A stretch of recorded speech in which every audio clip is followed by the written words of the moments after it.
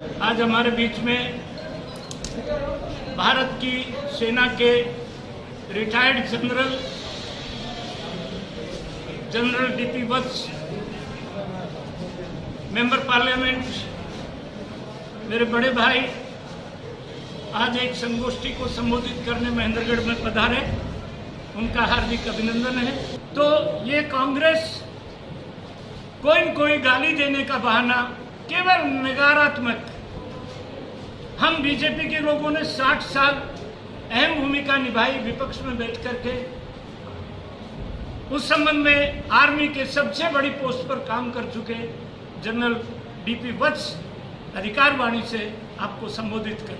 46 नगर पालिका और नगर परिषद के चुनाव हुए ना, महेंद्रगढ़ में भी चुनाव हुए ना, अब कमल को फूल खिलाए। आने वाला समय हम बीजेपी के लोग आशावादी हैं। देवेंद्र फडणवीस सबसे कामयाब मुख्यमंत्री रहा। 53 साल का जवान छोरा, 120 एमएलए का नेता है। शपथ समारोह में देवेंद्र फडणवीस ने, कप्तान गजराज जी, देवेंद्र फडणवीस ने कहा एकनाथ शिंदे मुख्यमंत्री होगा, मैं डिप्टी सीएम। ये कमाल बीजेपी में हो सकता है। आने वाले 20 साल में आप चिंता मत करो, इनको, अग्निवीरों को, सबको अकोमोडेट कर। मीडिया के और प्रिंट मीडिया के बंधुओं, सहायकार बंधुओं, जैसा कि आपने देखा कि जब से अग्निपथ और अग्निवीर योजना का या स्कीम का रक्षा मंत्री, माननीय रक्षा मंत्री राजनाथ सिंह जी ने तीनों सेनाओं के अध्यक्षों के साथ बैठ के इस योजना को लागू किया या ये घोषणा की, उसी वक्त से अपोजिशन पार्टीज ने खासकर बिहार में और पूरे देश में माहौल खराब किया और बहुत ही अफवाहें फैलाई। उसके नतीजा ये हुआ कि बिहार में देश की संपत्ति को भारी नुकसान पहुंचाया गया, सिकंदराबाद में भी पहुंचाया गया। समाज में और सेना में भ्रांतियां फैलाने की कोशिश की गई इस अग्निवीर को लेके, और ऐसा सा माहौल क्रिएट कर दिया कि जैसे सेना को बेच दिया।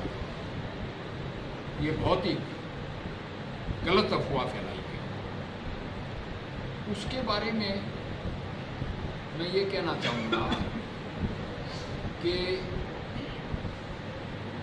1988 से और फिर 1988 में रैना कमेटी की रिकमेंडेशन थी, और फिर जो 1999 में लड़ाई हुई करगिल की, उसके बाद करगिल कमेटी की रिकमेंडेशन थी सैन्य सुधार करने। वो सैन्य सुधारों में ये भी रिकमेंडेशन थी कि सेना का जो औसतन एज है उसको घटा के कम लाया जाए, कि जो दुनिया की बाकी सेनाएं हैं वहाँ पे औसतन एज कम की हुई। तो हमने सारे मॉडल स्टडी किए, रिकमेंडेशन जो करगिल रिव्यू कमेटी स्टडी की, रैना कमेटी की 2 साल तक स्टडी की। तभी तो तीनों सर्विस चीफ रक्षा मंत्री जी के साथ बैठे, सीनियर अफसरान भी मीडिया पे आए, और इस फौज की कई दिन से चल रही इस योजना को कार्यरत करने की अनाउंसमेंट की गई। उसमें सबसे नज़दीक हमारे जो विदेश की योजना बैठती है, ठीक, उसमें इजराइल की है, जहाँ कंपल्सरी मिलिट्री सर्विस है और 32 महीने तक वहाँ का नागरिक सर्विस करता है।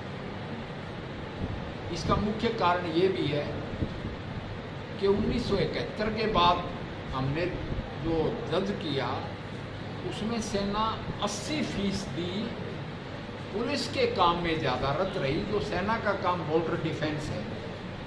क्यों? क्योंकि तीनों ताकतें अब एटमी ताकतें होती हैं, तो उसमें कन्वेंशनल बॉर्डर की लड़ाई बैक ग्राउंड में चली गई और ये नया स्वरूप युद्ध का आ गया, जिसको कहते हैं इंसर्जेंसी, हाइब्रिड वारफेयर, कहीं नक्सलवाद, कहीं ईस्टर्न यानी कि पूर्वोत्तर में इंसर्जेंसी, कश्मीर में, पंजाब में भी रही, जो कि पुलिस का काम है। और ये देखेगा कि जंग अब टोटल होगी, सिर्फ सेना का काम नहीं रहा, जंग हर एक नागरिक को लड़नी पड़ेगी। तो हमने भी डिसाइड किया कि पूरे समाज का सैन्यकरण करो, सैनिकीकरण करो, पूरी सिविल फोर्स यानी पैरा मिलिट्री, क्योंकि साइमल्टेनियसली फौज तो पुलिस का काम कर रही है, मगर पुलिस भी बॉर्डर पे बीएसएफ, एलसी पे आईटीबीपी भी मैन करती है। तो इसका और समन्वय किया जाए। तो फौज ट्रेन करके, मैं कहता हूँ इसको पेड ट्रेनिंग होगी। पहले तो 6 महीने की बेसिक ट्रेनिंग और उसके बाद यूनिट में भी ट्रेनिंग होती रहती है। उसके साथ साथ उनका शैक्षणिक स्तर भी बढ़ाओ। मैट्रिक है तो 12th यानी +2 और +2 है तो ग्रेजुएशन, साथ में ट्रेड का डिप्लोमा दे के, साथ में ब्रिज कोर्स दे के, उनमें से 75% ऐसी स्कीम है कि वापस आए और सिविल में नौकरी करें। उसके लिए सरकार ने इकदाम किए, कदम उठाए कि 10% पैरामिलिट्री फोर्सेस में रिजर्वेशन करो। सेना ने भी ये कहा, मिनिस्ट्री ऑफ डिफेंस ने, कि जो मिनिस्ट्री ऑफ डिफेंस के उद्यम हैं, यानी कि डॉकयार्ड्स, ऑर्डिनेंस फैक्ट्रीज और सिविल सेवाएं डिफेंस में, उनमें भी हम इनको प्रेफरेंस देंगे, इनकी रिजर्वेशन करेंगे। मिनिस्ट्री ऑफ शिपिंग ने कहा कि हम भी इनको मर्चेंट नेवी तक में लेंगे, अग्निवीरों। फिर स्टेट गवर्नमेंट्स, हमारी जहाँ भी बीजेपी की सरकार है, स्टेट गवर्नमेंट्स वो आगे आई कि अपनी स्टेट का हम एक भी अग्निवीर अनएम्प्लॉयड नहीं रहने देंगे। और मेरी भी डिस्कशन हुई माननीय खट्टर साहब से, योगी जी ने भी अनाउंस किया, यानी सभी सरकारों ने अनाउंस किया जहाँ जहाँ बीजेपी की सरकार है, कि अग्निवीर को हम नौकरी देंगे कैटेगरी सी या ग्रुप सी में। तो ये मुद्दा उठाया था कि वो अनएम्प्लॉयड रह जाएंगे, वो तो एड्रेस हो जाता है। दूसरी बात ये है कि राजनाथ सिंह जी ने कहा था कि ये एक योजना है, पहले भी रिक्रूटिंग पॉलिसी तो नहीं बदली है, रिक्रूटिंग पॉलिसी तो वही रहेगी, रैलियां होंगी, साथ में भाग दौड़, मेडिकल फिटनेस सारा होगा, मगर टर्म्स ऑफ सर्विस ये जरूर बदला। जवानों में, अफसरों में तो पहले भी था, 5 साल का short service commission, emergency commission भी हुए हुए हैं। आपको पता होगा कि हमारे शॉर्ट सर्विस अफसर तो हरियाणा में आके कैप्टन महेंद्र सिंह मलिक, डीजीपी महेंद्र सिंह मलिक बने, कैप्टन अजीत सिंह भाटोटिया ग्रेनेडियर्स के थे, वो डीजीपी अजीत सिंह भाटोटिया बने पुलिस के, और कुंवर निर्मल सिंह कैप्टन जाट रेजिमेंट के थे, वो भी डीजीपी बने। ये अब जवानों में लागू की ये स्कीम, ताकि सिविल नौकरियों का, खासकर पुलिस एंड पैरामिलिट्री सर्विसेज में भी सैनिकीकरण और सेना में ट्रेंड आदमी ज्वाइन करें। ऐसा पहले भी होता रहा है, बॉयज रेजिमेंट भी होती थी, उससे जो भर्ती हो जाते थे फौज में वेल एंड गुड, फिर सिविल में आ जाते थे, नौकरी करते थे। पहले बीएसएफ, सीआरपीएफ, आईटीबीपी को रेज किया गया तो ये सारी फौज से ही थी, लेटरलाइजेशन थी। तो ये मॉडर्न वारफेयर सिचुएशन जिसका नाम है, और दुनिया के जगह जगह जो हो रहे हैं, खासकर इजराइल की सिचुएशन हमसे मिलती है, हम भी दुश्मनों से घिरे हुए हैं, वो अपने से 30 गुने बड़ा दुश्मनों से घिरे हुए हैं। उसको देखते हुए सिविल में भी मिलिट्री ट्रेंड, क्योंकि हमारी आबादी बड़ी है, 140 करोड़ के करीब है, तो हमारे लिए स्वैच्छिक ही काफ़ी है। तो स्वेच्छा से ये अग्निवीर आएंगे। अग्निपथ उस योजना का नाम है, स्कीम का नाम है, ये लागू किया गया। उसमें लोगों को कुछ शंकाएं हैं, उन शंकाओं को दूर करने के लिए जो हमारे सैनिक हैं बीजेपी में और जो इन जैसे विश्व में, उनको काम दिया गया कि एक बात मैं कहूँगा, किसान कानून, जब यूक्रेन की लड़ाई होगी और गेहूँ की डिमांड बढ़ गई डॉलर्स में, और लुधियाना के किसानों ने वहीं स्टोर सीलोज में जाके गेहूँ बेची और कहते हैं गलती होगी, ये तो कानून होने चाहिए थे।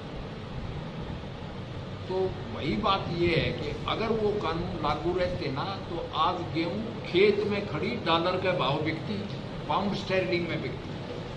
वही ये योजना है, इसमें सारे समाज का सैनिकीकरण हो रहा है, सैनिक ट्रेनिंग दी जा रही है, वैकेंसियाँ बढ़ाई जा रही हैं, उसको ब्रॉड बेस किया जा रहा है, एक पेड ट्रेनिंग है, उससे नो हाउ बढ़ाई जा रही है। टेक्निकल लोगों को आगे, क्योंकि ड्रोन युद्ध हो गया, सारा साइबर वारफेयर हो गया, इसमें ट्रेंड लोगों को, कंप्यूटर सावी और फिट बच्चों को, यानी होश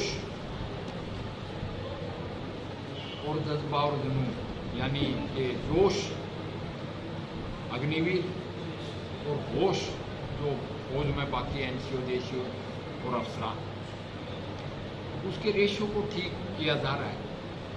और उसमें भी हम कहते हैं कि ये समीक्षा आए साल होती रहेगी। ऐसे हालात में लोगों में भ्रम पैदा करना, उस भ्रम को दूर करने के लिए मैं आपके माध्यम से आपसे रूबरू हो रहा हूँ। इसमें जो आपके क्वेश्चन हैं वो मैं कोशिश करूँगा कि ईमानदारी से रिप्लाई करूँ। सर, जिस प्रकार से बीजेपी युवाओं को समझाने की कोशिश कर रही है, लेकिन फिर भी युवा नहीं समझ रहे हैं, हर जगह जगह आप ये गोष्ठियाँ का आयोजन कर रहे हैं, लेकिन आज भी जो युवा है रोड के ऊपर ही दिखाई पड़ रहे हैं। देखो, युवा समझ गए।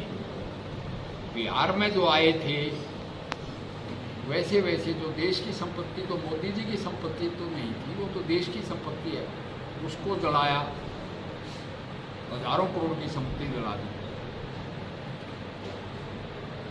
उसका मेरा जवाब ये है कि एयरफोर्स की 3000 वैकेंसियाँ अभी निकली हैं, ऑनलाइन एप्लीकेशन मांगी है, और ये कैप्टन साहब बता रहे थे कितनी होगी, कल तक 2 लाख से ऊपर होगी। 2 लाख से ऊपर एप्लीकेशन आ गई।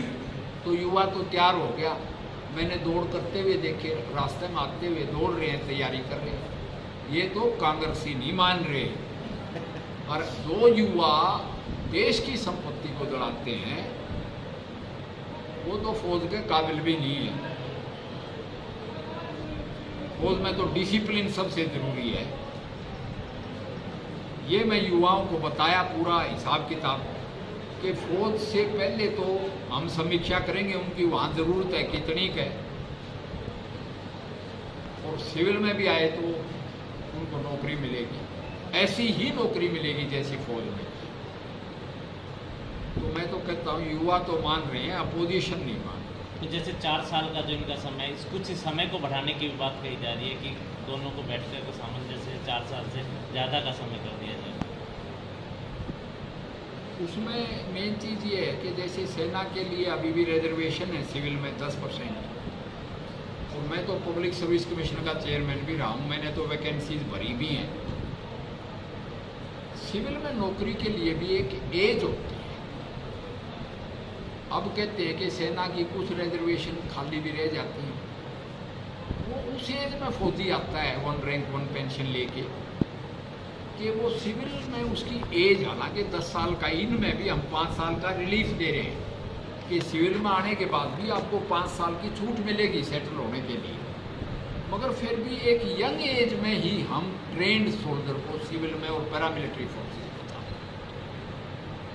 बाकी तो मैंने कहा we are amenable to needs of the military service, समीक्षा का मतलब यही होता है जो आप कह रहे हैं। ऐसा है कि युवा जो है ना अपने भविष्य को लेकर चिंतित है, क्योंकि एक आम आदमी भी जब इस बात को सोचता है ना कि जैसे आपने एज रखी 18 से 21, फिर आपने उसको एक्सटेंड भी किया, तो इसके बाद वो 4 साल के बाद कहाँ चला जाएगा? क्योंकि जो आपकी जो बीजेपी गवर्नमेंट जो है आपकी जिन जिन स्टेट में है, उन्होंने किसी ने तो कहा है कि 10% कोटा दे देंगे, 15% कोटा दे देंगे। अब सारे युवा तो उसमें एडजस्ट नहीं हो पाते। वही तो मैं कह रहा हूँ, आप उल्टा समझ के आप कैलकुलेट करो। पहले तो सेंटर की मिनिस्ट्रियाँ, होम मिनिस्ट्री देखो, बीएसएफ सीआरपीएफ में कितनी नौकरियाँ हैं? खाली 1.5 लाख वैकेंसीज। सेंटर की डिफेंस मिनिस्ट्री में भी सिविलियन है, डॉकयार्ड्स हैं, डिफेंस पीएसयू या निगम्स हैं। मैं तो कहता हूँ वो सेंटर में निकलेंगे 1 साल में 50,000, 4 साल तो निकले ही नहीं गए, यानी 2 लाख लोग फौज को एक्स्ट्रा ही मिल गए, सारी वैकेंसी भर गई। 4 साल के बाद निकलना शुरू हुए, उस निकलना शुरू हुए में 50,000 में से आज के मुताबिक देखा जाए तो 12,500 तो फौज में ही रह गए, अब रह गए 38,000। उनको आप एडजस्ट करना शुरू करो। मैं कहता हूँ स्टेट्स के लिए ही नहीं बचते, वो सेंटर की नौकरी में ही एडजस्ट हो जाएंगे, मगर लोग प्रेफर स्टेट करेंगे। तो वो कभी ऐसा ना हो कि हमारे फौजी एक ऑप्शन लेके नहीं जी हम तो सिविल में जाएंगे। वो इसलिए फौज की नौकरी को हम फिर भी बेहतरी रखेंगे, मगर रोड पे नहीं रहेगा कोई भी। अगर मुख्यमंत्री कह रहा है, योगी जी कह रहे हैं, अमित शाह जी कह रहे हैं, तो उसमें विश्वास करना पड़ेगा, क्योंकि जो हम कहते हैं वो करते हैं। Thank you sir. और